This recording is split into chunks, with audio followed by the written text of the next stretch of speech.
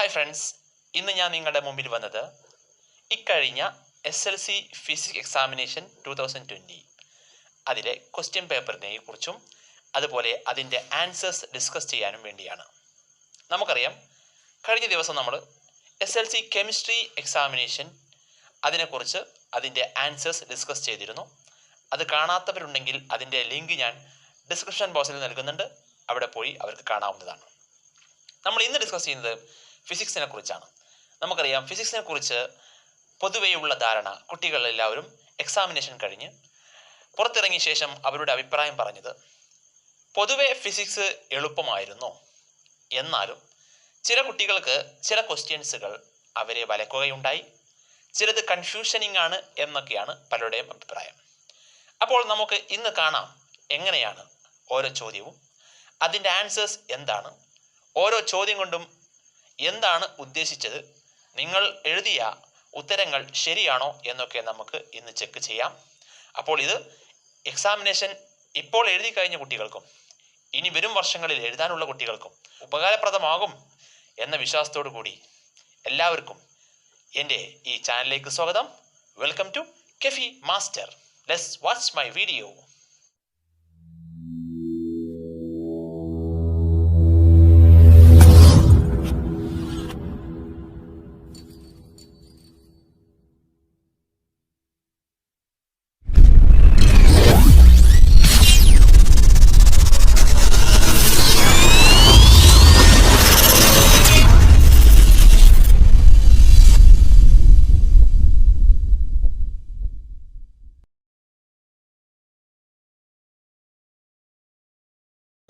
നിങ്ങൾ ആദ്യമായിട്ടാണ് എൻ്റെ ചാനൽ കാണുന്നതെങ്കിൽ സബ്സ്ക്രൈബ് ബട്ടൺ അമർത്തുക, അതിനൊപ്പമുള്ള ബെൽ ബട്ടൺ എനേബിൾ ചെയ്യുക, ലൈക്ക് ചെയ്യുക, കമൻറ്റ് ചെയ്യുക, ഷെയർ ചെയ്യുക. ആദ്യത്തെ 5 ക്വസ്റ്റ്യൻസ് 1 വേർഡ് ക്വസ്റ്റ്യൻസ് ആണ്. ഓരോന്നിനും ഓരോ മാർക്കാണ്. Section A. അതിലെ ഫസ്റ്റ് ക്വസ്റ്റ്യൻ നോക്കാം. The radius of curvature of a convex mirror is 24 centimetre. What is it's focal length? ഒരു കോൺവെക്സ് ദർപ്പണത്തിൻ്റെ വക്രത ആരം 24 സെൻറ്റിമീറ്റർ ആണ് തന്നിട്ടുണ്ട്. ഈ ദർപ്പണത്തിൻ്റെ ഫോക്കസ് ദൂരം എത്ര എന്നതാണ് ചോദ്യം. ഓപ്ഷൻസ് തന്നിട്ടുണ്ട്: 24 സെൻറ്റിമീറ്റർ, 6 സെൻറ്റിമീറ്റർ, 12 സെൻറ്റിമീറ്റർ, 3 സെൻറ്റിമീറ്റർ. അപ്പോൾ ഇവിടെ തന്നിട്ടുള്ളത് എന്താണ്? റേഡിയസ് ഓഫ് കർവേച്ചർ വക്രതാര തന്നിട്ടുണ്ട്. നമുക്കറിയാം 6 റെപ്രസെൻറ്റ് ചെയ്യുന്നു. That is given 24 centimetre. അപ്പോൾ നമുക്ക് കാണേണ്ടത് ഫോക്കൽ ലെങ്ത് ആണ്. ഫോക്കൽ ലെങ്ത് കാണണം. അപ്പോൾ നമുക്കറിയാം, in the case of a മിററിന്റെ കേസിൽ, ദർപ്പണങ്ങളുടെ കേസിൽ R = 2F ആണ്. അപ്പോൾ ഇവിടെ F ആണ് കാണേണ്ടത്. അപ്പോൾ F = R/2 എന്ന് വരും. That is = R = 24 divided by 2. That is 12 centimeter is the answer. Then first question answer എന്താണ്? 12 centimeter is the correct answer. Second question. The magnetic field around a current carrying conductor AB is given in the figure. Based on Maxwell's right hand screw rule, find the direction of current through the conductor. AB എന്ന ചാലകത്തിലൂടെ വൈദ്യുതി പ്രവഹിക്കുമ്പോൾ രൂപപ്പെടുന്ന കാന്തിക മണ്ഡലത്തിന്റെ ദിശ ചിത്രത്തിൽ നൽകിയിരിക്കുന്നു. മാക്സ്വെല്ലിന്റെ വലംപിരി screw നിയമത്തിന്റെ അടിസ്ഥാനത്തിൽ ചാലകത്തിന്റെ വൈദ്യുത പ്രവാഹ ദിശ എഴുതുക എന്നാണ്. അപ്പോൾ ഇതാണ് തന്നിരിക്കുന്ന ഫിഗർ. ഈ ഫിഗറിൽ AB എന്ന് പറയുന്ന ഒരു ചാലകമാണ്. അതിന് ചുറ്റുമുണ്ടാകുന്ന കാന്തിക മണ്ഡലം അല്ലെങ്കിൽ മാഗ്നെറ്റിക് ഫീൽഡ് ഡയറക്ഷൻ തന്നിരിക്കുന്നത്. അപ്പോൾ നമുക്കറിയാം, മാക്സ്വെൽസിന്റെ റൈറ്റ് ഹാൻഡ് തമ്പ് റൂൾ പ്രകാരം നമുക്കറിയാം, ഇതാണ് ചാലകമെങ്കിൽ തന്നിരിക്കുന്ന ഫിഗർ ഈ കാന്തിക മണ്ഡലം ഇങ്ങനെയാണ് വന്നിരിക്കുന്നത് കാണാം. അപ്പോൾ നമുക്കറിയാം, വലത് കൈ ഉപയോഗിച്ചുകൊണ്ട് ആ ചാലകത്തെ നമ്മൾ കൂട്ടിപ്പിടിക്കുന്ന രൂപത്തിൽ പിടിച്ചു കഴിഞ്ഞാൽ ഈ വളഞ്ഞിരിക്കുന്ന ഫിംഗേഴ്സ് ആണ് നമ്മൾ മാഗ്നെറ്റിക് ഫീൽഡിന്റെ ഡയറക്ഷൻ അവിടെ കാണിച്ചിരിക്കുന്നത്. ആ രൂപത്തിലാണ് അല്ലേ? അപ്പോൾ ഈ തമ്പാണ് എന്ത് ചെയ്യുന്നത്? കറണ്ട് ദിശ കാണിക്കുക. അതിനർത്ഥം current will be from A to B. Current എയിൽ നിന്ന് ബിയിലേക്കായിരിക്കും. അപ്പോൾ correct answer current direction A to B ആണ്. Third question. Which of the following figure represent the critical angle? ചുവടെ നൽകിയിരിക്കുന്ന ചിത്രങ്ങളിൽ മാധ്യമത്തിന്റെ ക്രിട്ടിക്കൽ കോൺ സൂചിപ്പിക്കുന്നത് ഏത് എന്നാണ് ചോദ്യം. അപ്പോൾ ഇവിടെ 3 ഫിഗർ തന്നിട്ടുണ്ട്. അതിൽ ക്രിട്ടിക്കൽ കോൺ സൂചിപ്പിക്കുന്ന ഫിഗർ ഏതാണ് ചോദ്യം? അതിന്റെ answer B is the correct answer. Figure B. കാരണം എന്താണ്? നമുക്കറിയാം, ക്രിട്ടിക്കൽ കോൺ എന്ന് പറഞ്ഞാൽ എന്താണ്? ആംഗിൾ ഓഫ് റിഫ്രാക്ഷൻ, അതായത് അപവർത്തന കോൺ 90 ഡിഗ്രി ആയിരിക്കുമ്പോൾ ഉള്ള ആംഗിൾ ഓഫ് ഇൻസിഡൻസ്, അതായത് പതനകോണാണ് ക്രിട്ടിക്കൽ കോൺ അല്ലെങ്കിൽ ക്രിട്ടിക്കൽ ആംഗിൾ എന്ന് പറയുക. അപ്പോൾ ഇവിടെ രണ്ടാമത്തെ ഫിഗറിലാണ് എന്ത് അപവർത്തന കോൺ 90 ഡിഗ്രി അഥവാ ആംഗിൾ ഓഫ് റിഫ്രാക്ഷൻ 90 ഡിഗ്രി ആയുള്ളത്. അപ്പോഴുള്ള ആംഗിൾ ഓഫ് ഇൻസിഡൻസ് ആണ് 52 ഡിഗ്രി എന്ന് കാണിച്ചിരിക്കുന്നത്.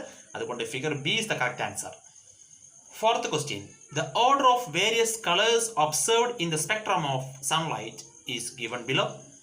Choose the correct order. സൂര്യപ്രകാശത്തിന്റെ വർണ്ണരാജിയിലെ വർണ്ണങ്ങൾ വിവിധ ക്രമത്തിൽ എഴുതിയിരിക്കുന്നു. ശരിയായ ക്രമം തിരഞ്ഞെടുത്ത് എഴുതുക. 4 രൂപത്തിൽ നമുക്കറിയാം 4 കളറുകൾ വ്യത്യസ്ത ക്രമങ്ങളിൽ വ്യത്യസ്ത ഓർഡറിൽ കൊടുത്തിട്ടുണ്ട്. അതിൽ ശരിയായ ക്രമം ഏതാണ്, സ്പെക്ട്രത്തിൽ വരുന്ന ശരിയായ ക്രമം ഏതാണ് എന്നാണ് ചോദിച്ചിരിക്കുന്നത്. നമുക്കറിയാം വിബ്ജിയോർ ആണ് ശരിയായി നമ്മൾ ആ ഓർഡർ പഠിച്ചു വെക്കാറ് അല്ലേ, വിബ്ജിയോർ. അപ്പോൾ ഈ വിബ്ജിയോർ തന്നിരിക്കുന്ന നിറങ്ങളിൽ ഏതൊക്കെ തന്നിട്ടുണ്ട് ആ ഓർഡർ നമ്മൾ എഴുതി നോക്കാം. തന്നിരിക്കുന്ന ആരൊക്കെയാണ്? വയലറ്റ് തന്നിട്ടുണ്ട് അല്ലേ, അതുപോലെ ബ്ലൂ തന്നിട്ടുണ്ട്, യെല്ലോ തന്നിട്ടുണ്ട്, അതുപോലെ തന്നെ റെഡ് തന്നിട്ടുണ്ട്. ഈ 4 കളർ തന്നിട്ടുള്ളൂ. അപ്പോൾ കറക്റ്റ് ഓർഡർ ചെയ്ത് ആദ്യം വയലറ്റ്, പിന്നെ ബ്ലൂ, പിന്നെ യെല്ലോ, പിന്നെ റെഡ്. അപ്പോൾ ഏതാണ്? ഓപ്ഷൻ ബി ആണ് correct answer. Violet, blue, yellow, red is the correct order. Fifth question. Write any 2 products obtained while coal is distilled in the absence of air. വായുവിന്റെ അസാന്നിധ്യത്തിൽ കൽക്കരിയെ നമ്മൾ സ്വേദനം നടത്തുമ്പോൾ ഉണ്ടാകുന്ന 2 ഉൽപ്പന്നങ്ങൾ ഏതൊക്കെയാണെന്നാണ് ചോദിച്ചിരിക്കുന്നത്. നമുക്കറിയാം 4 ഉൽപ്പന്നങ്ങൾ പഠിച്ചിട്ടുണ്ട്. അതിൽ 4 പ്രൊഡക്റ്റുകളുണ്ട്. അതിൽ 2 എഴുതിയാൽ മതി. അമോണിയ ഉണ്ട്, കോൾ ടാർ ഉണ്ട്, കോൾ ഗ്യാസ് ഉണ്ട്, കോക്ക് ഉണ്ട്. അതിലേതെങ്കിലും 2 എഴുതിയാൽ മതി. സെക്ഷൻ ബി ഓരോ ക്വസ്റ്റ്യൻസിനും 2 മാർക്ക് വീതമാണ്. 6th question. The following table is prepared for comparing the properties of resistance in different combinations. Rearrange the columns in each column to mark them properly. നമ്മുടെ പ്രതിരോധകങ്ങളെ വ്യത്യസ്തമായ രൂപത്തിൽ കൂട്ടിച്ചേർക്കുമ്പോൾ ഉണ്ടാകുന്ന അതിലെ പ്രോപ്പർട്ടീസിനെ കുറിച്ചുള്ള ടേബിളാണ് താഴെ തന്നിരിക്കുന്നത്. അതിൽ ഓരോന്ന് കൊടുത്തിരിക്കുന്നതിൽ എന്ത് ചെയ്യണം? കറക്റ്റായിട്ട് ഓരോ കോളത്തിലും റീഅറേഞ്ച് ചെയ്യാനാണ് പറഞ്ഞിരിക്കുന്നത്. അപ്പോൾ നമുക്കറിയാം ഇവിടെ ഒന്നാമത്തെ കോളത്തിൽ തന്നിട്ടുള്ളത് കണക്ഷൻ ഡയഗ്രാം ഓഫ് റെസിസ്റ്റൻസ് ആണ്. അതായത് അവിടെ സീരീസ് കണക്ഷനും അതുപോലെ പാരലൽ കണക്ഷനും കൊടുത്തിട്ടുണ്ട്. ശ്രേണിരീതിയും സമാന്തരീതിയും. Effective resistance of the circuit രണ്ടാമത്തെ കോളത്തിൽ, അതായത് സഫല പ്രതിരോധമാണ്. അവിടെ ശ്രേണി രീതിയിൽ ഡിഗ്രീസ് എന്ന് കൊടുത്തിരിക്കുന്നത് കുറവ് എന്നാണ് നമുക്കറിയാം, അത് കൂടുന്നു എന്നാണ് വരിക. അതുപോലെ പാരലൽ കണക്ഷൻ എന്തായിരിക്കും? ഇൻക്രീസസ് എന്ന് കൊടുത്തിരിക്കുന്നത് അതെന്തായിരിക്കും? ഡിഗ്രീസസ് എന്നാണ്, അഥവാ കുറയുന്നു എന്നായിരിക്കും. പിന്നെ മൂന്നാമത്തെ കോളത്തിൽ വോൾട്ടേജ് അക്രോസ് ഈച്ച് റെസിസ്റ്റർ എന്നാണ്. അപ്പോൾ ഓരോ പ്രതിരോധത്തിൽ ലഭിച്ച വോൾട്ടതയാണ്. അവിടെ എന്താ നമുക്കറിയാം? സീരീസ് കണക്ഷൻ സെയിം എന്ന് കൊടുത്തത് അത് റോങ് ആണ്, ഡിഫറൻറ്റ് എന്നാണ് വരേണ്ടത്. പാരലൽ കണക്ഷൻ ഡിഫറൻറ്റ് എന്ന് കൊടുത്തത് അത് സെയിം എന്നാണ് വരേണ്ടത്.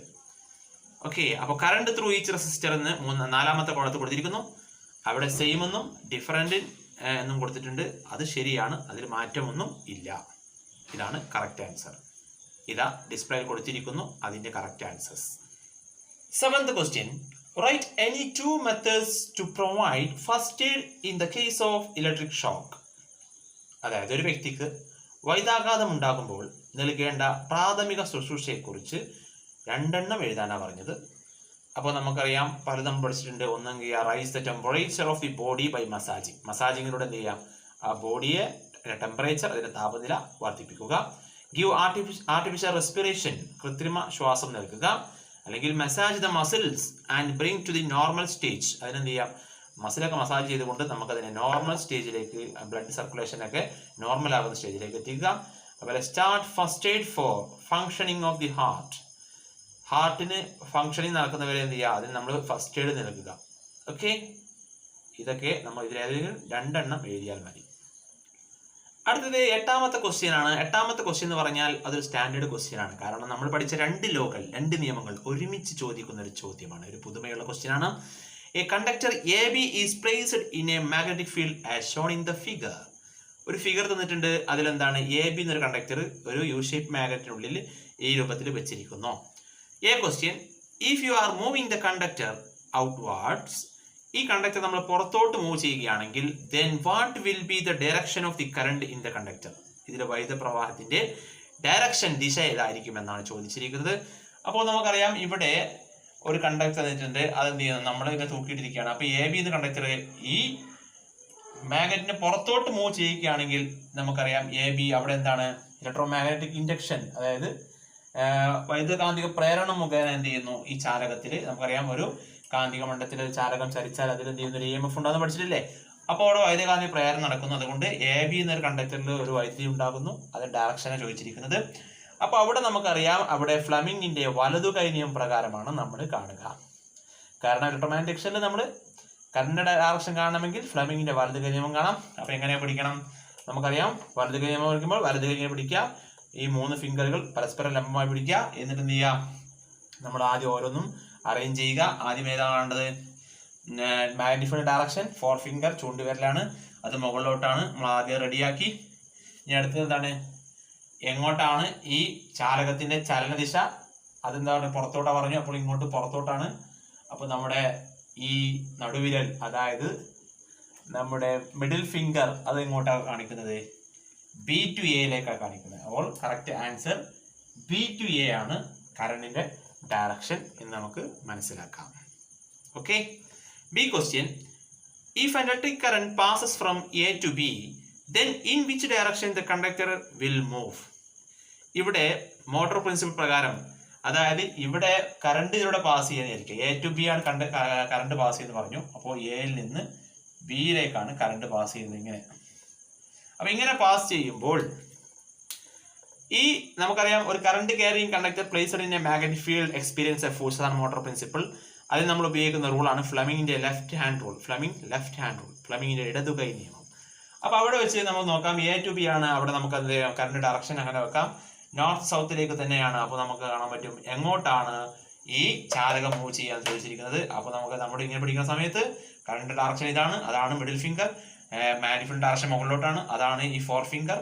അപ്പോൾ തമ്പ് പുറത്തോട്ടാണ് എന്ന് പറഞ്ഞാൽ A to B എന്ന് പറഞ്ഞാൽ അത് എങ്ങോട്ട് മൂവ് ചെയ്യും? Moves to outward. പുറത്തോട്ട് എന്ത് ചെയ്യും? മാഗ്നറ്റിന് പുറത്തോട്ട് മൂവ് ചെയ്യും. മാഗ്നറ്റിന് പുറത്തോട്ട്, അഥവാ outside the magnet. Outside the magnet is the correct answer. 9th question. Observe the figure of a DC motor. നൽകിയിരിക്കുന്ന DC മോട്ടോറിന്റെ രേഖാചിത്രം നിരീക്ഷിക്കുക. ഇത് അവിടെ DC മോട്ടറിന്റെ ഫിഗർ തന്നിട്ടുണ്ട്. അതിനെ ബേസ് ചെയ്താണ് ചോദ്യം. Write the name of parts labeled as A and B. A, B എന്നിങ്ങനെ അടയാളപ്പെടുത്തിയ ഭാഗത്തിന്റെ പേര് എഴുതാനാണ്. നമുക്കറിയാം A എന്ന് പറഞ്ഞാൽ എന്താണ്? ആർമച്ചർ കോയിലാണ്. B എന്താണ്? സ്പ്ലിറ്റ് റിംഗ് ആണ്, അല്ലെങ്കിൽ സ്പ്ലിറ്റ് റിംഗ് കമ്മ്യൂട്ടേറ്റർ ആണ്. B question. What are the changes to be made so as to convert this device into an AC generator? ഈ ഉപകരണത്തെ ഒരു AC ജനറേറ്റർ ആക്കി മാറ്റാൻ ഘടനാപരമായി എന്തെല്ലാം മാറ്റങ്ങൾ വരുത്തേണ്ടതുണ്ട് എന്നതാണ് ചോദ്യം. അപ്പോൾ ഈ B ക്വസ്റ്റ്യന് ഒരു പൂർണ്ണത കുറവുണ്ടോ എന്ന് സംശയം. കാരണം ഫിഗറിൽ എന്തില്ല, അതിൽ മാറ്റങ്ങൾ എന്ന് പറഞ്ഞ് ആകെ ഒരു മാറ്റം വരുത്താൻ നമുക്ക് ഫിഗർ പ്രകാരമായിട്ട് നമുക്ക് സാധിക്കുകയുള്ളൂ. യഥാർത്ഥത്തിൽ എന്ത് വേണം? ആ സ്പ്ലിറ്റ് റിംഗിൽ നിന്ന് ഒരു ബാറ്ററി കൊടുക്കണം, ഒരു സോഴ്സ് ഓഫ് ഇൻപുട്ട്, കറണ്ടിന്റെ സോഴ്സ് DC സോഴ്സ് കൊടുക്കേണ്ടിയിരിക്കുന്നു. പക്ഷെ കൊടുത്തിട്ടില്ല. അപ്പോൾ നമുക്ക് ഒന്നെങ്കിൽ ആ ഫിഗർ പരമായിട്ടാണ് ചോദിച്ചതെങ്കിൽ ആ ഫിഗറിൽ ഉണ്ടാകുന്ന മാറ്റം എന്ന് പറഞ്ഞാൽ എന്താണ്? ആ സ്പ്ലിറ്റ് റിംഗ് കമ്മ്യൂട്ടേറ്റർ നമ്മൾ സ്ലിപ്പ് റിംഗ് ആക്കി മാറ്റുക എന്നുള്ളതാണ്. അതല്ല പൊതുവായി ചോദിച്ചാണെങ്കിൽ നമുക്ക് പറയാൻ പറ്റും എന്താണ്? അവിടെ DC സോഴ്സ് എന്ന് പറയുന്നത് ഒഴിവാക്കിയിട്ട്, DC ഇൻപുട്ട് സോഴ്സ് ഒഴിവാക്കിയിട്ട് അവിടെ എന്ത് ചെയ്യുന്നു? നമ്മൾ ഔട്ട്പുട്ട് ഡിവൈസുകൾ കണക്ട് ചെയ്യുക എന്നതാണ് പ്രധാനമായി അതിൽ വരുത്തേണ്ട, ഘടനാപരമായി വരുത്തേണ്ട മാറ്റങ്ങൾ. 10th question. Write the reason for the twinkling of stars in the sky. ആകാശത്ത് നക്ഷത്രങ്ങൾ മിന്നിത്തിളങ്ങുന്നതായി തോന്നുന്നു, കാരണം വിശദീകരിക്കാനാണ് പറഞ്ഞത്. നമുക്കറിയാം അന്തരീക്ഷ വായുവിന്റെ സാന്ദ്രത മുകളിൽ നിന്ന് താഴോട്ട് വരുംതോറും കൂടി വരുന്നു. അപ്പോൾ മുകളിൽ നിന്ന് താഴോട്ട് വരുംതോറും നമ്മുടെ അന്തരീക്ഷത്തിലെ വായുവിന്റെ ഒപ്റ്റിക്കൽ ഡെൻസിറ്റിയും ഇൻക്രീസ് ചെയ്തു വരും, മാറ്റം വന്നുകൊണ്ടിരിക്കും. അപ്പോൾ എന്ത് ചെയ്യും? വ്യത്യസ്ത പ്രകാശിക സാന്ദ്രതയുള്ള വ്യത്യസ്ത വായുപാളികളായിട്ട് നമുക്ക് എന്ത് ചെയ്യാം? അന്തരീക്ഷത്തെ കൺസിഡർ ചെയ്താൽ അതിന് ഓരോന്നിന്റെയും പ്രകാശിക സാന്ദ്രത വ്യത്യസ്തമായിരിക്കും. അപ്പോൾ നമ്മൾ അതിലൂടെ ലൈറ്റ് സ്റ്റാറിൽ നിന്ന് കടന്നു വരുന്ന സമയത്ത് ഒപ്റ്റിക്കൽ ഡെൻസിറ്റി ഡിഫറെന്റ് ആയതുകൊണ്ട് ഇതിന് സക്സസീവ് റിഫ്രാക്ഷൻസ്, തുടർച്ചയായ റിഫ്രാക്ഷൻ സംഭവിച്ചുകൊണ്ടേയിരിക്കും. അപ്പോൾ സ്റ്റാർസിനെ നോക്കുന്ന ഒരാൾ അയാളുടെ കണ്ണിലേക്ക് ലൈറ്റ് എത്തുമ്പോൾ സക്സസീവ് റിഫ്രാക്ഷൻ, തുടർച്ചയായ റിഫ്രാക്ഷൻ കാരണത്താൽ സ്റ്റാർസ് ഇങ്ങനെ മിന്നിത്തിളങ്ങുന്നതായിട്ട് അനുഭവപ്പെടുകയും ചെയ്യും. Okay, the twinkling of star is due to the atmospheric refraction. The atmosphere is arranged in different layers of air with different optical density. Due to different optical density, when light coming from the stars, it undergoes successive refractions. Due to the successive refraction of light coming from stars appears twinkling. That is the answer. അടുത്ത section C ആണ്. ഓരോ ചോദ്യത്തിനും 3 mark വീതമാണ്. 11th question. Specification of 2 electrical heaters are given below. 2 ഹീറ്ററുകളുടെ വിവരങ്ങൾ ചുവടെ നൽകിയിട്ടുണ്ട്. Heater A and heater B. അതാ നോക്കൂ, അതിൽ നമുക്ക് കാണാം. അതിനെ ബേസിലുള്ള ചോദ്യം ഇതാണ്. A question, which heater require A fuse of higher amperage? ഏത് ഹീറ്ററിനാണ് ഉയർന്ന ആംബിയറേജ് ഉള്ള ഫ്യൂസ് ആവശ്യമായി വരുന്നതെന്നാണ് ചോദ്യം. അപ്പോൾ ഇവിടെ നോക്കുക, ഇതാണ് അതിൻ്റെ വിവരങ്ങൾ, സ്പെസിഫിക്കേഷൻസ്. ഹീറ്റർ എയുടെ 230 വോൾട്ട് 690 ഓം എന്നാണ് റെസിസ്റ്റൻസ് തന്നിരിക്കുന്നത്. ഹീറ്റർ ബിയുടെ 230 വോൾട്ട് തന്നെ 460 ഓമാണ്. അപ്പോൾ രണ്ടും വർക്ക് ചെയ്യുന്ന വോൾട്ടേജ് സെയിം ആണ്. അപ്പോൾ നമുക്കറിയാം ഇവിടെ റെസിസ്റ്റൻസിലാണ് മാറ്റമുള്ളത്. അപ്പോൾ റെസിസ്റ്റൻസ് ഇവിടെ കൂടുതൽ ഹീറ്റർ എക്കും കുറവ് ഹീറ്റർ ബിക്കുമാണല്ലോ. അപ്പോൾ ഹീറ്റർ ബി റെസിസ്റ്റൻസ് കുറഞ്ഞാൽ നമുക്കറിയാം റെസിസ്റ്റൻസ് ഡിക്രീസസ്, കറണ്ട് ഇൻക്രീസസ്. അപ്പോൾ ഇവിടെ റെസിസ്റ്റൻസ് കുറവുള്ളതിലായിരിക്കും കൂടുതൽ കറണ്ട്. ഏതിലാണോ കൂടുതൽ കറണ്ട് ഉണ്ടാവേണ്ടത് അതിലാണ് കൂടുതൽ ആംബിയറേജ് ഉള്ള ഫ്യൂസ് ആവശ്യമായി വരിക. അതുകൊണ്ട് അതിൻ്റെ ആൻസർ, എന്റെ answer heater B is the correct answer. B question, which of the heater generate more heat when they will work for 5 minutes under the same voltage rating? Explain the reason. അതായത് തന്നിരിക്കുന്ന ഹീറ്ററുകൾ അവയുടെ പ്രവർത്തന വോൾട്ടേജിൽ 5 minute പ്രവർത്തിച്ചാൽ കൂടുതലായി ചൂടാകുന്ന ഏതായിരിക്കും? കാരണം വിശദീകരിക്കാനാണ് പറഞ്ഞത്. അപ്പോൾ നമുക്കറിയാം ഇവിടെ രണ്ടും പ്രവർത്തിക്കുന്ന വോൾട്ടേജ് മാറ്റില്ല പറഞ്ഞു, രണ്ടും പ്രവർത്തിക്കുന്ന സമയവും മാറ്റില്ല. അപ്പോൾ രണ്ടും പ്രവർത്തിക്കുന്ന 5 മിനിറ്റുള്ള പറഞ്ഞിട്ടുണ്ട്. T=5 minutes. അപ്പോൾ നമുക്കറിയാം അക്കോർഡിംഗ് ടു ജൂൾസ് ലോ പ്രകാരം, ജൂൾ നിയമം പ്രകാരം H=V² T/R ആണ്, അല്ലെങ്കിൽ H=VIT ആണ് അല്ലേ? അപ്പോൾ ഇവിടെ നമുക്കറിയാൻ പറ്റും ടിയും അതുപോലെ തന്നെ വിയും ഒക്കെ കോൺസ്റ്റന്റ് ആണ്, മാറ്റില്ല രണ്ടെണ്ണത്തിലും. ഇവിടെ നോക്കൂ, വിയും ടിയും കോൺസ്റ്റന്റ് ആണ്. ഇവിടെ I മാറ്റം വരും, R മാറ്റം വരും. അപ്പോൾ ഈ ഇക്വേഷൻ പ്രകാരം റെസിസ്റ്റൻസ് കുറഞ്ഞത് ഏതിനാണോ അതിലായിരിക്കും കൂടുതൽ ഹീറ്റ്. കാരണം റെസിസ്റ്റൻസും ഹീറ്റും ഇവിടെ ഇൻവേഴ്സ്ലി പ്രൊപ്പോർഷണൽ ആണ്. ഈ ഇക്വേഷൻ പ്രകാരമോ ഇവിടെ കറണ്ട് ഏതിനാണോ കൂടുതൽ അതിൽ ഹീറ്റ് കൂടുതലായിരിക്കും. എന്ന് പറഞ്ഞാൽ എവിടെ റെസിസ്റ്റൻസ് കുറയുന്നത് അവിടെയാണ് കറണ്ട് കൂടുതൽ. അതുകൊണ്ട് ഇവിടെ കറണ്ട് കൂടുതലായിരിക്കും ഹീറ്റർ ബിയിലാണ്. എന്ന് പറഞ്ഞാൽ കറക്റ്റ് ആൻസർ എന്താ? ഹീറ്റർ ബിയിലായിരിക്കും കൂടുതൽ ഹീറ്റ്, കൂടുതൽ താപം ഉണ്ടാകുന്നത്. കാരണം എന്താണ്? Resistance is inversely proportional to heat. Resistance decrease ചെയ്യുമ്പോൾ അവിടെ I ഇൻക്രീസ് ചെയ്യുന്നു, കറണ്ട് ഇൻക്രീസ് ചെയ്യുന്നു. അങ്ങനെ ഹീറ്റ് ജനറേറ്റ് ചെയ്യുന്നത് ഇൻക്രീസ് ചെയ്യുന്നു. പല കൂട്ടുകാരും മിറേഴ്സിലെയും അതുപോലെ ലെൻസിലെയും ഒക്കെ റേ ഡയഗ്രാം ഒക്കെ പഠിച്ചു പോയി. അതുപോലെ അതിൻ്റെ ലെൻസ് ഇക്വേഷനും മിറർ ഇക്വേഷനും ഒക്കെ പഠിച്ചു പോയി. പക്ഷെ അതുമായി ബന്ധപ്പെട്ട ചോദ്യങ്ങളൊന്നും ചോദിച്ചതായി കണ്ടില്ല. പക്ഷേ അതിന് പകരമായി ചോദിച്ചത് പ്ലെയിൻ മിററിലെ ഇമേജ് ഫോർമേഷൻ്റെ റേ ഡയഗ്രാമും അതിൻ്റെ വളരെ കൂട്ടുകാരും പ്രാധാന്യം കൽപ്പിക്കാൻ ചാൻസ് ഇല്ലാത്ത ഒരു റേ ഡയഗ്രാം ആണ് ചോദിച്ചത്. അതുമായി ബന്ധപ്പെട്ട ചോദ്യമാണ് 12th question. 2 rays of light OA and OB are coming from an object O. Is falling obliquely on the surface of a plane mirror as shown in figure. അതായത് O എന്ന വസ്തുവിൽ നിന്ന് OA OB എന്നീ പ്രകാശരശ്മികൾ സമദർപ്പണത്തിലേക്ക് ചെരിഞ്ഞു പതിക്കുന്നതാണ് ചിത്രീകരിച്ചിരിക്കുന്നത്. അതിനെ base ചെയ്ത് എന്താണ്? Draw a ray diagram indicate the image formation. ഇതിന്റെ ഇമേജ് ഫോർമേഷന്റെ റേ ഡയഗ്രാം കംപ്ലീറ്റ് ആക്കണം എന്നാണ് പറഞ്ഞത്. അപ്പോൾ പ്രതിബിംബ രൂപീകരണത്തിന്റെ ചിത്രം വരക്കാൻ. അപ്പോൾ നമുക്കറിയാം ഇവിടെ ഇൻസിഡന്റ് റേസ് തന്നിട്ടുണ്ട്. ഇൻസിഡന്റ് റേസ് ഏതൊക്കെയാണ്? ഈ OAയും OBയുമാണ്. അപ്പോൾ നമ്മൾക്ക് അതിന്റെ ഇവിടെ നമുക്ക് I ഉണ്ടെങ്കിൽ, കണ്ണുണ്ടെങ്കിൽ കണ്ണിങ്ങനെ വരക്കാം. ആ കണ്ണിലേക്ക് ലൈറ്റ് റിഫ്ലക്ട് ചെയ്യുന്നു അല്ലേ? അപ്പോൾ ഈ OAയുടെ റിഫ്ലക്ട് ചെയ്ത കണ്ണിലേക്ക് പോകുന്നു. അപ്പോൾ OBൻ്റെതും റിഫ്ലക്ട് ചെയ്ത് കണ്ണ് കുറച്ച് വലുതാക്കി വരക്കണം. അപ്പോൾ ഡൈവേർജ് ചെയ്യുന്ന രൂപത്തിൽ നമുക്ക് മനസ്സിലാക്കാൻ പറ്റും. അപ്പോൾ OAയും OBയിൽ നിന്ന് ലൈറ്റ് റിഫ്ലക്ട് ചെയ്യുന്നു. അപ്പോൾ ഈ റിഫ്ലക്ടറെ നമ്മൾ എന്ത് ചെയ്തു? ഇങ്ങോട്ട് എക്സ്റ്റെൻഡ് ചെയ്ത് വരച്ചാൽ അത് ഇവിടെ നിന്ന് ഒരു ബിന്ദുവിൽ നിന്ന് വരുന്നത് പോലെ അവിടെയാണ് ഇമേജ് ഫോം ചെയ്യുക. I എന്ന് പറയുന്ന ഇമേജ്, ഈ O എന്ന പോയിന്റ് ഓബ്ജക്റ്റിന്റെ ഇമേജ് I ഇവിടെയായിരിക്കും ഫോം ചെയ്യുക. ഇതാണ് ഏത് റേ ഡയഗ്രാം, ഏതിന്റെ? പ്ലെയിൻ മിററിന്റെ. B ക്വസ്റ്റ്യൻ എന്താണ്? Write any 2 properties of image formed in this case. ഈ കേസിൽ ഉണ്ടാകുന്ന പ്രതിബിംബത്തിന്റെ പ്രോപ്പർട്ടീസ് പ്രത്യേകത എന്താണെന്നാണ് ചോദിച്ചിരിക്കുന്നത്. 3 നമുക്കറിയാം, ഒന്ന് സെയിം സൈസ് ആയിരിക്കും അല്ലേ, പ്ലെയിൻ മിററിൽ സെയിം സൈസ് ആയിരിക്കും, വിർച്വൽ ആയിരിക്കും അഥവാ മിഥ്യയായിരിക്കും, അതുപോലെ തന്നെ ഇറക്റ്റ് ആയിരിക്കും അഥവാ നിവർന്നതായിരിക്കും. ഏതെങ്കിലും 2 എണ്ണം എഴുതിയാൽ മതി. ഈ മിററിന്റെ ഈ ദർപ്പണത്തിന്റെ സർഫേസിൽ നിന്ന് ഒബ്ജക്റ്റിലേക്കുള്ള അകലവും അതുപോലെ തന്നെ ഇവിടെ നിന്ന് ഇമേജിലേക്കുള്ള അകലവും തുല്യമായിരിക്കും. അപ്പൊ ഏതും നമുക്ക് എഴുതാം. 4 എണ്ണം നമ്മൾ പഠിച്ചാൽ അതിൽ ഏതെങ്കിലും 2 എണ്ണം എഴുതിയാൽ മതി. Okay. 30th question. A ray of light falling obliquely from air to glass slab is shown in the figure. അതായത് വായുവിൽ നിന്ന് ഗ്ലാസ്സിലേക്ക് ഒരു ലൈറ്റ് വന്ന് ഫോൾ ചെയ്യുന്ന ഒബ്ലിക്കലി ആയിട്ട് ചെരിഞ്ഞ് പതിക്കുന്ന ഒരു ഫിഗർ തന്നിട്ടുണ്ട്. ഫസ്റ്റ് ക്വസ്റ്റ്യൻ ഇതാണ്. A question find out the angle of incidence. ഇതിന്റെ ആംഗിൾ ഓഫ് ഇൻസിഡൻസ് കാണണം. നമുക്കറിയാം ആംഗിൾ ഓഫ് ഇൻസിഡൻസ് പറഞ്ഞാൽ എന്താണ്? Angle between incident ray and normal. ഈ ആംഗിൾ ആണ് ആംഗിൾ ഓഫ് ഇൻസിഡൻസ്, ഐ എന്ന് പറഞ്ഞാൽ. നമുക്കറിയാം ഈ നോർമലിലേക്കുള്ള മൊത്തം ആംഗിൾ 90 ഡിഗ്രിയാണ്. മൊത്തം ആംഗിൾ 90 ഡിഗ്രിയാണ്. ഈ നോർമലും ഇതടക്കം എല്ലാം 90 ഡിഗ്രിയാണ്. അതിൽ ഈ ഭാഗം 30 ഡിഗ്രി ആണെന്ന് ഫിഗർ തന്നിട്ടുണ്ട് അല്ലേ. അപ്പൊ ഈ ഭാഗം 30 ഡിഗ്രി ആണെങ്കിൽ ഈ ഭാഗത്തിലായിരിക്കും 90 മൈനസ് 30. അപ്പോ ദിസ് ഈക്വൽ ടു 60 ഡിഗ്രി. അപ്പൊ angle of incidence I is equal to 60 degree ആണെന്നാണ് answer. B question. Why the angle of refraction is less than that of angle of incidence in this case.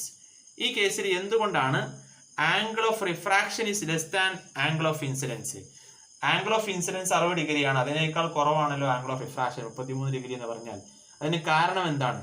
അതിന് കാരണം നമുക്ക് പല രൂപത്തിൽ പറയാം. ഒന്നെങ്കിൽ the refractive index of the glass is greater than air. എയറിനേക്കാളും കൂടുതലാണ് റിഫ്രാക്റ്റീവ് ഇൻഡെക്സ് ഗ്ലാസിന് എന്ന് പറയാം. അല്ലെങ്കിൽ ഒപ്റ്റിക്കൽ ഡെൻസിറ്റി ഓഫ് ഗ്ലാസ്, പ്രകാശിക സാന്ദ്രത എന്ന് പറയുന്നത് അത് ഗ്ലാസിന് കൂടുതലാണെന്ന് പറയാം. അല്ലെങ്കിൽ നമുക്കറിയാൻ പറ്റും here refractor ray deviates towards the normal. Refractor എന്ത് ചെയ്യുന്നു? ഈ നോർമലിലേക്ക് അടുക്കുകയാണ് റിഫ്രാക്ഷൻ സംഭവിക്കുന്നത്. അതെന്താകും? അപ്പോൾ ഇത് ഡെൻസർ മീഡിയം ആണെന്ന് മനസ്സിലാക്കാം. അപ്പോൾ light ray travelling from rare medium to denser medium ആണ് എന്നതുമാണ്. ഈ 3 റീസണുകൾ ഏതെങ്കിലും ഒന്ന് എഴുതിയാൽ തന്നെ നമുക്ക് മാർക്ക് കിട്ടുമെന്ന് പ്രതീക്ഷിക്കാം. C question. How can you calculate the refractive index of material of the slab? ഈ സ്ലാബിന്റെ, ഈ ഗ്ലാസ് സ്ലാബിന്റെ റിഫ്രാക്റ്റീവ് ഇൻഡെക്സ് എങ്ങനെ നിങ്ങൾ കണ്ടെത്തുന്നതാണ്? കാൽക്കുലേഷൻ ഇസ് നോട്ട് റിക്വയർഡ് കൊടുത്തിട്ടുണ്ട്. നമ്മൾ അതിന് കണക്കുകൾ എഴുതേണ്ട ആവശ്യമില്ല, മാത്തമാറ്റിക്കൽ സോൾവ് ചെയ്യേണ്ട ആവശ്യമില്ല, അതിന് വഴി മാത്രം പറഞ്ഞാൽ മതി എന്നാണ് പറഞ്ഞിട്ടുള്ളത്. അപ്പോൾ നമുക്കറിയാം, നമ്മൾ പഠിച്ചിട്ടുണ്ട് according to Snell's law, Snell നിയമപ്രകാരം ഇവിടെ ആംഗിൾ ഓഫ് ഇൻസിഡൻസ് നമുക്കറിയാമെങ്കിൽ റിഫ്രാക്റ്റീവ് ഇൻഡെക്സ് ഓഫ് ഗ്ലാസ് കാണുന്ന equation n is equal to sin i by sin r ആണ്. sin i by sin r. അപ്പൊ ഇവിടെ എന്താണ്? sin i എന്ന് പറഞ്ഞാൽ sin 60 divided by sin 33 എന്നായിരിക്കും. അപ്പൊ n is equal to sin 60 divided by sin 33 കണ്ടു കഴിഞ്ഞാൽ നമുക്ക് എന്ത് ചെയ്യാൻ പറ്റും? ഈ ഗ്ലാസ് ലാബിന്റെ റിഫ്രാക്റ്റീവ് ഇൻഡെക്സ് അപവർത്തനാങ്കം കണ്ടുപിടിക്കാം. അതിനുള്ളതാണ് ഈ മെത്തഡിൽ നമുക്ക് കാണാം. അപ്പൊ ഇത് സോൾവ് ചെയ്യേണ്ട ആവശ്യമില്ല, അവിടെ ആ വാല്യൂ അതുപോലെ എഴുതി വെച്ചാൽ മതി. അതാണ് ചോദ്യത്തിൽ പറഞ്ഞത്. 14th question. The picture represents a method of rectification of the defect of an eye using a lens of suitable focal length. അനുയോജ്യമായ ഫോക്കസ് ദൂരമുള്ള ഒരു ലെൻസ് ഉപയോഗിച്ചുകൊണ്ട് കണ്ണിന്റെ ന്യൂനത പരിഹരിക്കുന്ന ഒരു പിക്ചറാണ് താഴെ തന്നിട്ടുള്ളത്. അതിന്റെ ബേസിലാണ് ചോദ്യം. First question. Name the disorder of this I. ഈ കണ്ണിന്റെ പ്രശ്നം, ന്യൂനത എന്താണ് നമ്മൾ എഴുതണം. എന്താണ്? നമുക്കറിയാം കോൺകേവ് ലെൻസ് ആണ് അവിടെ ഉപയോഗിച്ചിട്ടുള്ളത്. അപ്പൊ എന്തായിരിക്കും? ഹ്രസ്വദൃഷ്ടി ആയിരിക്കും, അല്ലെങ്കിൽ ഷോർട്ട് സൈറ്റഡ്നെസ്, അല്ലെങ്കിൽ മയോപ്പിയ ആയിരിക്കും അതിന്റെ അയാൾക്കുണ്ടാകുന്ന ഡിഫക്റ്റ് എന്ന് മനസ്സിലാക്കാം. B question. Give 2 reason for this defect. ഈ ഡിഫക്റ്റിന് ഉണ്ടാകുന്ന 2 കാരണം എഴുതുക. ഒന്നെന്താണ്? The power of the eye lens increases. കണ്ണിന്റെ ഐ ലെൻസിന്റെ പവർ ഒന്നെങ്കിൽ കൂടിയതായിരിക്കും, അല്ലെങ്കിൽ ഫോക്കൽ ലെങ്ത് കുറഞ്ഞതായിരിക്കും എന്ന് പറയാം. രണ്ടാമത്തെ കാരണം എന്താ? The length of the eyeball increases. ഐബോളിന്റെ വലുപ്പം കൂടിയതായിരിക്കാം ഒന്നെങ്കിൽ കാരണം. ഇതിലേതെങ്കിലും 2 കാരണങ്ങൾ എഴുതിയാലും മതി. സി ക്വസ്റ്റ്യൻ എന്താണ്? Explain the role of concave lens in the rectification of this defect. ഈ ഡിഫക്റ്റിന്റെ റെക്ടിഫിക്കേഷന്, അതിനെ പരിഹരിക്കുന്നതിന് നമ്മുടെ കോൺകേവ് ലെൻസിന്റെ റോൾ എന്താണെന്നാണ് ചോദിച്ചിരിക്കുന്നത്. നമുക്കറിയാം എന്തായിരിക്കും? ഈ ഡിഫക്റ്റ് ഉള്ള ആൾ, മയോപ്പിയ ഉള്ള ആളുകളുടെ അവയുടെ ഇമേജ് എവിടേക്കും ഫോം ചെയ്യുക? In front of the retina ആയിരിക്കും. റെറ്റിനയുടെ മുമ്പിലായിരിക്കും എന്ത്? പ്രതിബിംബം രൂപപ്പെടുക. അപ്പൊ നമുക്ക് എന്ത് ചെയ്യണം? ആ പ്രതിബിംബം ആ കറക്റ്റ് റെറ്റിനയിൽ തന്നെ ഫോം ചെയ്യിപ്പിക്കണം. അപ്പോൾ എന്ത് ചെയ്യും? A concave lens causes the light rays to diverge before they strike on the cornea of the eye. നമ്മുടെ ഐയുടെ കോർണിയയിൽ എത്തുന്നതിന് മുമ്പ് എന്ത് ചെയ്യുന്നു? ആ കോൺകേവ് ലെൻസ് ലൈറ്റ് റേനെ ഡൈവേർജ് ചെയ്യിപ്പിക്കും. Then so that the image is correctly focused on the retina. അതുകൊണ്ട് എന്ത് ചെയ്യുന്നു, ഇമേജ് റെറ്റിനയിൽ തന്നെ കറക്റ്റ് എന്ത് ചെയ്യുന്നു, ഫോം ചെയ്യും. അതുകൊണ്ടാണ് നമ്മൾ എന്ത് ചെയ്യുന്നത്, മയോപ്പിയയിൽ കോൺകേവ് ലെൻസ് അതിൻ്റെ റെക്ടിഫിക്കേഷന് വേണ്ടി, പരിഹാരത്തിന് വേണ്ടി ഉപയോഗിക്കാനുള്ള കാരണം. 15th question. What will be the marking on a cooking gas cylinder that has a maturity period up to March 2020? അതായത് 2020 മാർച്ച് വരെ കാലാവധിയുള്ള LPG സിലിണ്ടറിൽ ഇത് എങ്ങനെയായിരിക്കും രേഖപ്പെടുത്തിയിരിക്കുന്ന ചോദിക്കുന്നത്. നമുക്കറിയാം മാർച്ച് വരെയുള്ളതിന് നമ്മൾ ഉപയോഗിക്കുന്ന ലെറ്റർ എന്താണ്, എ എന്നാണ്. അപ്പോൾ എ വർഷം ഏതാണ്, 2020 ആണ്. അപ്പോൾ എ 2020 എന്നായിരിക്കും ആ എയുടെ ആൻസർ, ഒന്നാമത്തെ ആൻസർ അതാണ്. B question. Write any two precautions to be taken to avoid accident due to the LPG leakage. അതായത് LPGയുടെ ചോർച്ച കാരണത്താൽ, വാതക ചോർച്ച കാരണത്താൽ ഉണ്ടാകുന്ന അപകടങ്ങൾ ഒഴിവാക്കാൻ വേണ്ടിയുള്ള 2 മുൻകരുതലുകൾ പറയാനാണ്. ഇപ്പം എന്തൊക്കെയാണ് നമുക്ക് പറയാൻ പറ്റും. ഒന്ന്, examine the rubber tube at regular intervals. നമ്മുടെ റബ്ബർ ട്യൂബ് അല്ലേ LPGയിലേക്ക് പോകുന്ന, കൃത്യമായിട്ട് ഇവിടെ എന്ത് ചെയ്യുക, ആ ട്യൂബ് അതുപോലെ തന്നെ റെഗുലേറ്റർ ഒക്കെ എന്ത് ചെയ്യുക എന്നിവ നമ്മൾ പരിശോധിച്ച് കേടില്ലെന്ന്, അതിന് പ്രശ്നങ്ങളില്ല എന്ന് നമ്മൾ ഉറപ്പുവരുത്തണം. രണ്ടാമത്തെ എന്ത് ചെയ്യാൻ പറ്റും, നമുക്ക് എന്ത് ചെയ്യാൻ പറ്റും, turn on the knob of the stove only after the regulator is turned on. താഴെയുള്ള റെഗുലേറ്റർ ടേൺ ഓൺ ചെയ്തതിന് ശേഷം എന്ത് ചെയ്യുക, നമ്മുടെ സ്റ്റൗവിലുള്ള നോബ് ടേൺ ഓൺ ആക്കുക. ഓക്കെ, ഇത്തരം കാര്യങ്ങളൊക്കെ ശ്രദ്ധിക്കാമെന്ന് നമുക്ക് എഴുതാവുന്നതാണ്. 16th question. 2 stages of experiment conducted with a solenoid and a magnet is given below. Magnet shown in the figure A and figure B are stationary magnet and a moving magnet respectively. അപ്പോൾ താഴെ 2 figure തന്നിട്ടുണ്ട്, figure A and figure B. ആ ഫിഗറുകളിൽ എന്താണ്, ഒന്ന് നമുക്കറിയാം, ഒന്നാമത്തെ ഫിഗറിൽ magnet move ചെയ്യുന്നില്ല പറഞ്ഞിട്ടുണ്ട്, രണ്ടാമത്തെ ഫിഗറിൽ മാഗ്നറ്റ് മൂവ് ചെയ്യുന്നുണ്ടെന്ന് പറഞ്ഞിട്ടുണ്ട്. അതിനെ ബേസിലാണ് ചോദ്യങ്ങൾ. ഒന്നാമത്തെ question, in which stage the galvanometer deflects. ഏതിലായിരിക്കും ഗാൽവനോമീറ്റർ ഡിഫ്ലക്ട് ചെയ്യുക. നമുക്കറിയാം മൂവ് ചെയ്യുന്ന മാഗ്നറ്റിന്റെ ഫിഗർ ഏതാണ്, ഫിഗർ ബി ആണ്. അതിലായിരിക്കും ഗാൽവനോമീറ്റർ ഡിഫ്ലക്ട് ചെയ്യുക. B question, explain the reason for the deflection in galvanometer with help of scientific principle that you have learned. നിങ്ങൾ പഠിച്ച സയന്റിഫിക് പ്രിൻസിപ്പിൾ, സയന്റിഫിക് തത്വപ്രകാരം എന്തുകൊണ്ടാണ് ഗാൽവനോമീറ്റർ രണ്ടാമത്തെ ഫിഗറിൽ ഡിഫ്ലക്ട് ചെയ്തത് നമ്മൾ എക്സ്പ്ലെയിൻ ചെയ്യണം. അപ്പോൾ എന്താണ് നമുക്കറിയാം, ഏതാണ് അതിന്റെ scientific principle, electro magnetic induction, വൈദ്യുത കാന്തിക പ്രേരണമാണ്. അപ്പോൾ നമ്മൾ ഡിഫൈൻ ചെയ്യുക, കാരണം 2 മാർക്കിന്റെ ക്വസ്റ്റ്യൻ ആണല്ലോ. അപ്പോൾ എന്താണ്, when a changing maniflux linked with a conductor changes, an EMF is induced in the conductor.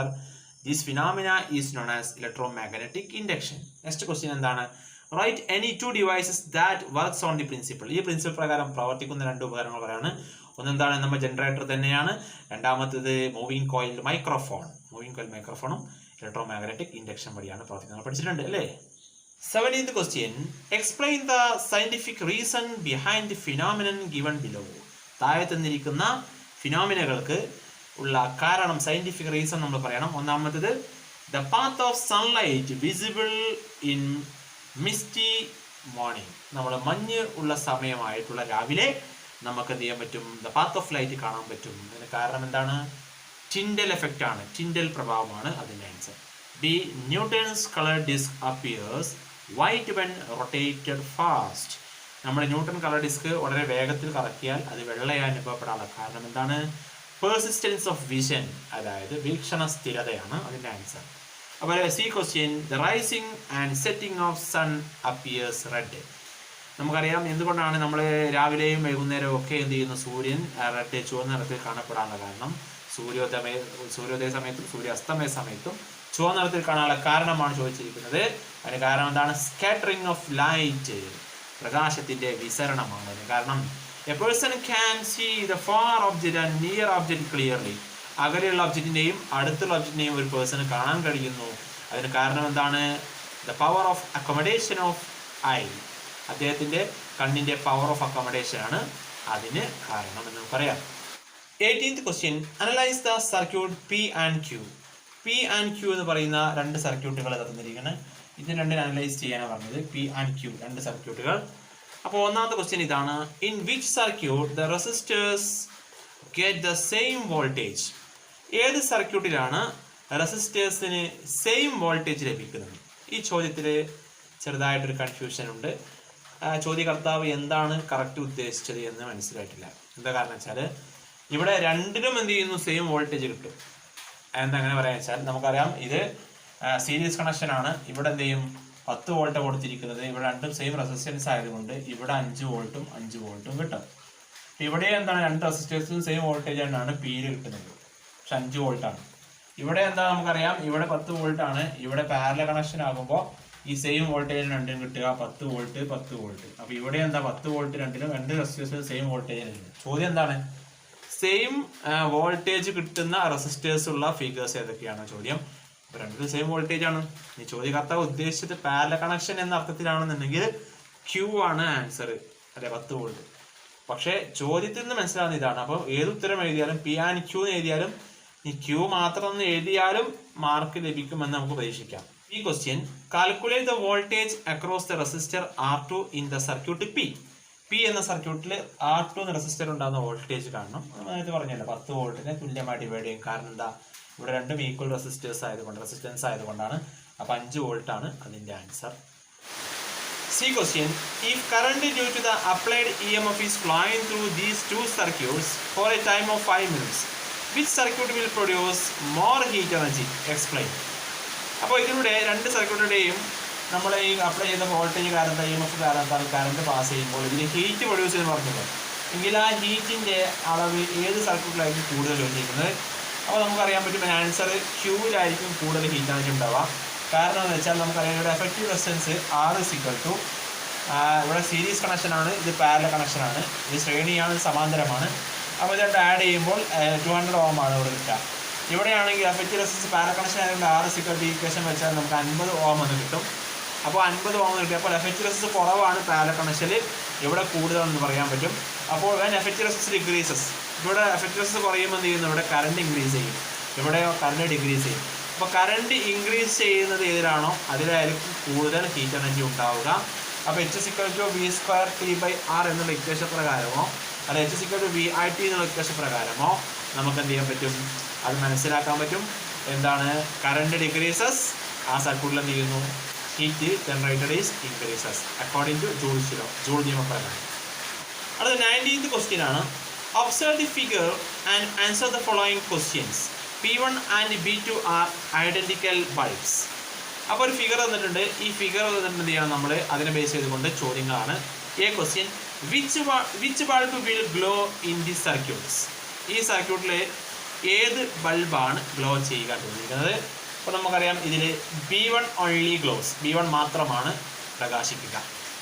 B question, if the battery in this circuit is replaced by an AC source of same voltage, what change can be observed in the working of the bulbs? Explain the reason for this change. അപ്പോൾ നമുക്കറിയാം ഒന്നാമത്തെ question പറഞ്ഞു B1 എന്ന bulb മാത്രമേ glow ചെയ്യുക. കാരണം നമുക്കറിയാം B2 glow ചെയ്യില്ല. കാരണം ഇവിടെ കൊടുത്തിരിക്കുന്ന 9 വോൾട്ട് DC ആണ്. DC-യിൽ നമുക്ക് ഒരിക്കലും മ്യൂച്വൽ ഇൻഡക്ഷൻ നടക്കില്ല എന്നറിയാം. അതുകൊണ്ടാണ് B1 മാത്രം ഗ്ലോ ചെയ്യുന്നത്. ഒന്നാമത്തെ ക്വസ്റ്റ്യൻ ആൻസർ നമ്മൾ പറഞ്ഞത്. എന്നാൽ രണ്ടാമത്തെ ക്വസ്റ്റ്യൻ എന്ന് വെച്ചാൽ ആ 9 വോൾട്ട് ബാറ്ററി മാറ്റിക്കൊണ്ട് അതേ വോൾട്ടേജുള്ള AC സോഴ്സ് കൊടുത്തു കഴിഞ്ഞാൽ എന്തായിരിക്കും രണ്ട് ബൾബിൻ്റെയും വർക്കുകൾ ഉണ്ടാകുന്നത്. ഇവിടെ രണ്ട് ബൾബ്സ് കൊടുത്തിട്ടുണ്ട്, രണ്ട് ബൾബിൻ്റെയും പ്രവർത്തനത്തിൽ ചോദിച്ചിട്ടുണ്ട്. അതുകൊണ്ട് രണ്ടിൻ്റെയും മാറ്റം നമ്മൾ എഴുതണം, ഒന്നിൻ്റെ മാത്രം എഴുതിയാൽ പോരാ. B2 കൂടി ഗ്ലോ ചെയ്യുന്ന എഴുതിയാൽ മതിയാവുമോ എന്നറിയില്ല. ചോദ്യകർത്താവ് എന്താ ഉദ്ദേശിച്ചത് മനസ്സിലായില്ല. അതുകൊണ്ട് കറക്റ്റ് ആൻസർ എന്ന് വെച്ചാൽ B1 ഗ്ലോ ചെയ്യുന്ന ആദ്യത്തെ ക്വസ്റ്റ്യൻ പറഞ്ഞല്ലോ, ഇവിടെ B2 ഗ്ലോ ചെയ്യുന്നു. then the intensity of B1 decreases. intensity of B1 decrease ചെയ്യും. കാരണം എന്താ വെച്ചാൽ നമ്മൾ ആ B1 ഉൾക്കൊള്ളുന്ന സർക്യൂട്ടിനെ മാത്രം കൺസിഡർ ചെയ്യുകയാണെങ്കിൽ അവിടെ സെൽഫ് ഇൻഡക്ഷൻ ഉണ്ടാകാൻ ചാൻസ് ഉണ്ട്. അതുകൊണ്ട് the intensity of bulb B1 decreases and B2 will glow due to the mutual induction. mutual induction കാരണത്താൽ B2 ഗ്ലോ ചെയ്യും. അടുത്ത ലാസ്റ്റ് ക്വസ്റ്റ്യൻ ആണ് 20th ക്വസ്റ്റ്യൻ. അതായത് define the following terms of a lens. ലെൻസുമായി ബന്ധപ്പെട്ട പദങ്ങളാണ്, അതിനെ ഡിഫൈൻ ചെയ്യാൻ പറയാണ്. A ക്വസ്റ്റ്യൻ, ഒപ്റ്റിക് സെൻറ്റർ ആണ് പ്രകാശിക കേന്ദ്രം എന്ന് പറയുക. എന്താണ് ഒപ്റ്റിക് സെൻറ്റർ എന്ന് പറഞ്ഞാൽ the centre of a lens, centre point of a lens is known as optic centre. ഒരു ലെൻസിൻ്റെ സെൻറ്റർ ഭാഗമാണ്, മധ്യബിന്ദുവിനെയാണ് നമ്മൾ എന്ന് വിളിക്കുക, പ്രകാശിക കേന്ദ്രം എന്ന് വിളിക്കുക. ബി സെൻറ്റർ ഓഫ് കർവേച്ചർ ആണ്. സെൻറ്റർ ഓഫ് കർവേച്ചർ വക്രത കേന്ദ്രം എന്ന് പറയുന്നത്. അപ്പോൾ എന്താണ് വക്രത, centre of curvature? Centre of curvature is the centre of the imaginary sphere where the lens is the part of that sphere. അതായത് ലെൻസ് ഏത് സ്ഫിയേഴ്സിൻ്റെ ഭാഗമായിട്ടാണ് വരുന്നത്, ആ സ്ഫിയേഴ്സിൻ്റെ സെൻറ്ററിനെയാണ്, ആ ഗോളത്തിൻ്റെ സെൻറ്ററിനെയാണ് നമ്മൾ വക്രതാ കേന്ദ്രം അല്ലെങ്കിൽ സെൻറ്റർ ഓഫ് കർവേച്ചർ എന്ന് പറയുന്നത്. C question principal focus of a convex lens. ഒരു കോൺവെക്സിൻ്റെ പ്രിൻസിപ്പൽ ഫോക്കസാണ് പറഞ്ഞിരിക്കുന്നത്. When light ray incident parallel to the principal axis of a convex lens, the refractor ray converges to a single point after refraction. This single point is known as principal focus of a convex lens. അതായത് നമ്മുടെ principal ആക്സിസിന് മുഖ്യ അക്ഷത്തിന് സമാന്തരമായി വരുന്ന പതനരശ്മികൾ എന്ത് ചെയ്യുന്നു, അപവർത്തനത്തിന് ശേഷം ഒരു ബിന്ദുവിലേക്ക് എന്ത് ചെയ്യുന്നു, കേന്ദ്രീകരിക്കുന്നു. ആ ബിന്ദുവിനെയാണ് നമ്മൾ ആ കോൺവെക്സ് ലെൻസിൻ്റെ മുഖ്യ ഫോക്കസ് എന്ന് പറയുന്നത്.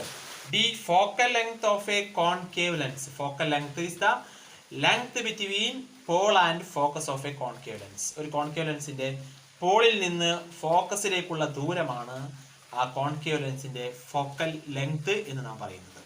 ഓക്കെ, അപ്പോൾ ഇത്രയുമാണ് നമ്മുടെ SSLC മാർച്ച് 2020 ഫിസിക്സിൻ്റെ ക്വസ്റ്റ്യൻ ആൻസേഴ്സുകൾ. അപ്പോൾ എല്ലാ കൂട്ടുകാരും അവരുടെ എത്രത്തോളം അവർക്ക് മാർക്ക് ലഭിക്കുമെന്നൊക്കെ മനസ്സിലായി കാണുമെന്ന് വിചാരിക്കുന്നു.